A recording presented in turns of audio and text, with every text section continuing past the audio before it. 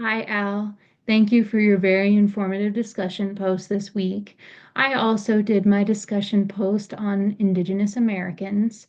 I did not mention the past historical trauma still impacting Indigenous Americans today as one of my issues. However, I touched upon this in the theory I chose to discuss, which was keeping radical healing in mind therapeutic approach, which is a strength-based theory. It is a culturally competent approach that discusses how past and current racial trauma experienced by Indigenous Americans is often ignored or labeled as anxiety, depression, or PTSD.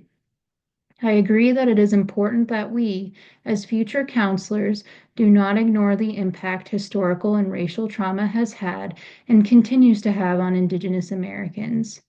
I also did not focus on the low college degree attainment of Indigenous Americans. However, it is incredibly sad that 60% of Indigenous Americans in many areas drop out of high school, let alone attend college.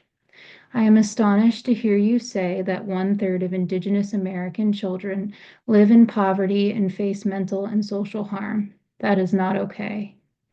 I further agree with utilizing narrative theory to hone in on their storytelling and rewrite the narrative. Jean et al. 2023 suggests having the client identify when they experience their symptoms or identify critical incidents that have been traumatic to help them see if their symptoms are due to racial trauma. It can be beneficial to have them identify their symptoms or incidents and encourage them to separate themselves from the problems they are facing to collaborate with them to rewrite the narrative.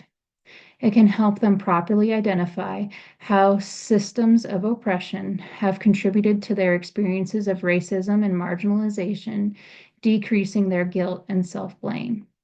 I further like how you mention humor, metaphors, and elements of spirituality and how they can be further incorporated into narrative theory, making it a more culturally competent approach that can appropriately meet the needs while respecting the culture of Indigenous Americans. I also mentioned in my post about the barriers in communication styles and boundaries within the therapeutic environment between people who are Euro American and white versus Indigenous Americans.